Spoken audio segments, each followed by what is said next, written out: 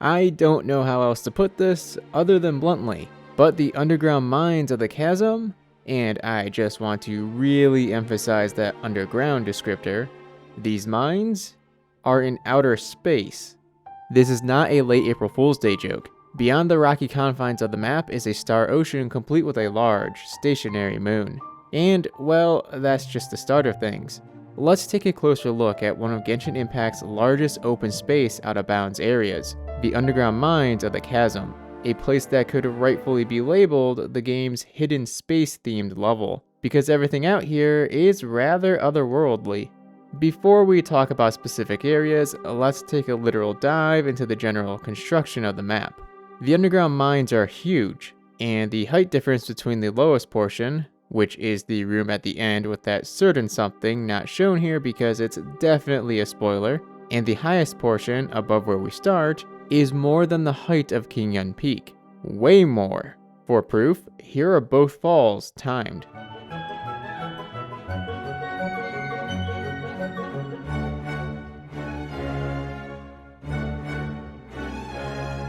Sweet dreams. To give the mines its distinct, well, mine feel, the devs did a pretty good job of making sure the place is sealed up tight.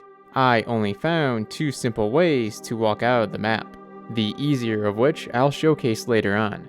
Because the place is sealed up, it shouldn't be any surprise at all that rock formations are pasted everywhere with no real care about their overlap. It makes navigating portions of the exterior difficult. Lastly, they went the extra mile to separate the areas with absolute gargantuan walls of stretched terrain. These behemoths stretch all the way between the sections, connecting them.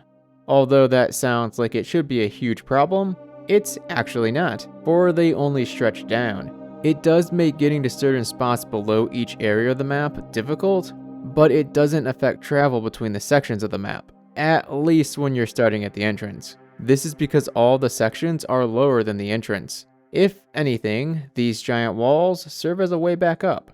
Right, let's visit each of those sections, starting with the sun. Yep, the Chasm may very well be its own little galaxy, with this blazing sphere towering over everything at the entrance. If looking up from within bounds, it mostly blends in with the white skybox. That's not the case from the highest point out of bounds. However, this is the only viewpoint it can be seen from. Try from anywhere else, and you only see this blob of swirling clouds. I suppose that could pass as a nebula. The Ruined Serpent's Cave is an odd spot. While the area all around isn't particularly of note, besides being home to one of those gargantuan terrain walls mentioned earlier, like really, what in the heck is this thing's purpose supposed to be? What is of note is this bright cave we can worm our way into. It's the inside of one of those ceiling crevices dotted throughout the mines that serve as a lighting effect for the room. And then there's the boss camera setting. When you enter the Ruined Serpent arena, the camera angles up.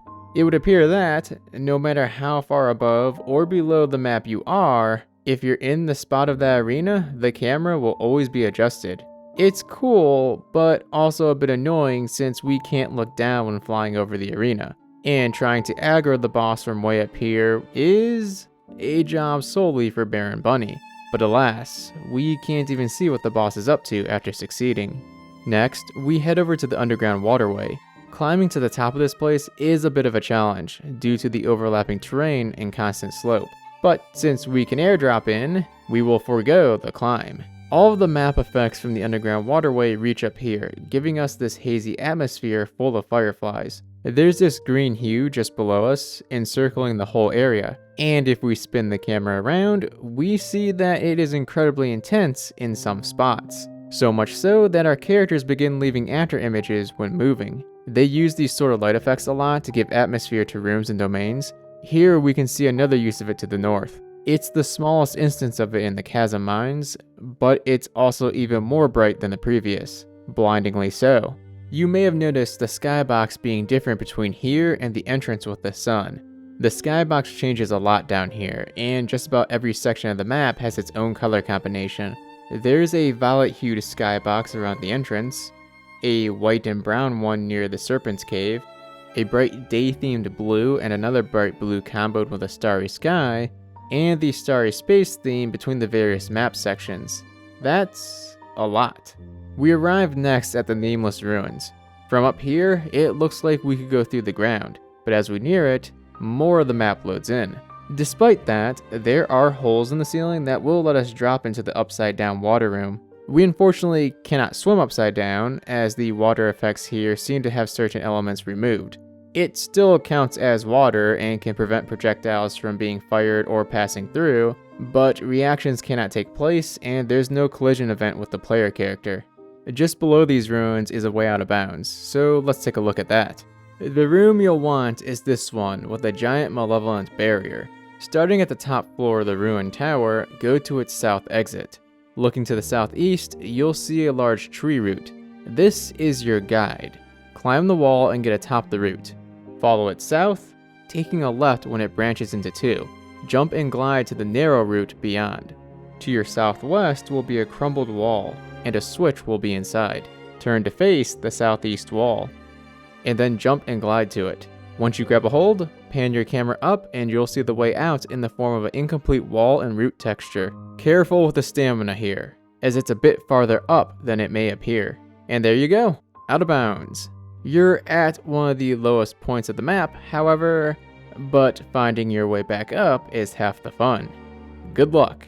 To the southeast from here, in the very corner of the map, we have this glowing rock. Its light effect is far less intense than that of other places here, although it doesn't really have much else going on. Still, the light is strong enough that it will create after images, and isn't a total pain to look at. Lastly, the final room. I mentioned at the start that the mines are sealed up tight. Some areas just don't have any entrance from out of bounds, which is honestly quite the feat. Bravo, devs. The Glowing Narrows is one such place, but thankfully the final room isn't. This hole we can drop into is the second way out of bounds that I will not be highlighting, simply because the darkness of the textures and lack of any discernible landmarks leaves it far too difficult to make a guide for. There's not much else to say about this final room, aside from the awesome music, which plays even up here. I suppose the complete darkness of the textures, contrasting all else, is neat in itself, even if it's an absolute pain to navigate.